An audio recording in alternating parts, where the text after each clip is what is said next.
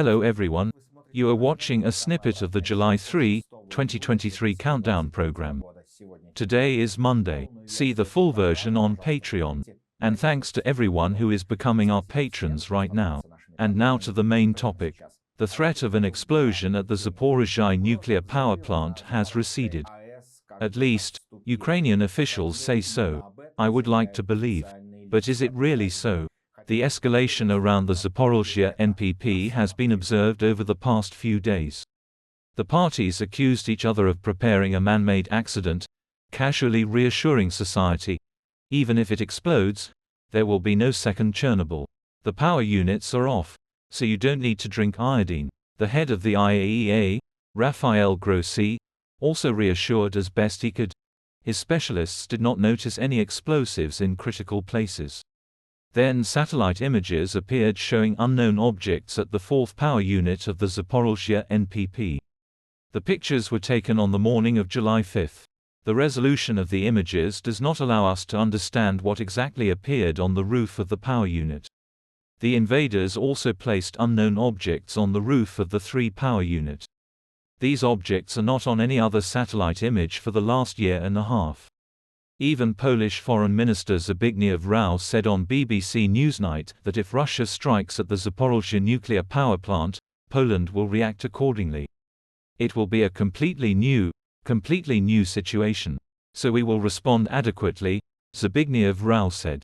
The use of this type of weapon or resort to this kind of blackmail will create a completely new situation on the ground in Ukraine, but it will also affect a significant part of NATO territory. So it will require an adequate response. And don't expect me to tell you exactly what it will be, the head of the Polish Foreign Ministry said. But by the morning of July 5, there was no explosion, by the morning of the 6th, too, and everyone began to exhale. The head of the Intelligence Department of the Ministry of Defense of Ukraine, Budanov, said that the threat of a catastrophe at the nuclear power plant began to subside, and specified that certain public and non-public actions in this area, taken by Ukraine led to this. And I think that now the danger of an artificial man-made disaster is slowly subsiding, Budanov said. Rashist propagandist Sergei Markov continues to turn the situation inside out. The threat of a terrorist attack at the ZNPP has receded, he wrote. Under pressure from the international community.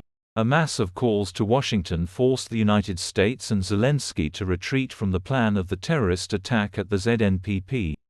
Temporarily. End of quote. The same thought is broadcast by the never-drying mouth of the Russian Foreign Ministry, Maria Zakharova. The behavior of the Rashists is reminiscent of the unconsciousness before the invasion of February 24, 2022, when all the Kremlin irons were saying that no one was preparing any invasion.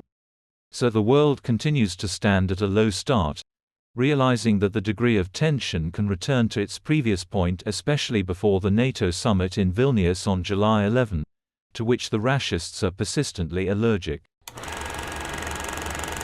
Watch the full story on Patreon. Become our patrons now and look further in this program. As a result of the Russian rocket attack on Lviv, 4 people were killed and 37 others were injured. President of Ukraine Zelensky explained why the counter-offensive of the armed forces of Ukraine is progressing so slowly. According to him, the West did not provide proper weapons those types and in such quantity that would satisfy the needs of the armed forces of Ukraine to launch such an offensive. He also said that he wanted to start the offensive earlier, but due to a lack of weapons, this did not happen. The disgraced head of PMC Wagner is increasingly turning into Prigozhin Schrödinger. It's like it's there, but it's like it's not there. And the propagandists were given a face command from the Kremlin, and they began to wet the disgraced cook, accusing him of a luxurious lifestyle in a bulky style. The head of Sberbank German Gref lamented, "The ruble must strengthen." But the ruble behaves in such a way that it owes nothing to anyone. At the opening of trading on the Moscow Boy Exchange on Thursday morning, the euro and dollar rates reached their highest since the spring of 2022. And in the regions, they already remember with a shudder the terrible phrase from the dashing 90s, budget sequestration. And that is all. See the program in its entirety on Patreon. And thanks to everyone who is becoming our patrons right now. I hugged everyone. See you tomorrow on Friday Live. Glory to Ukraine.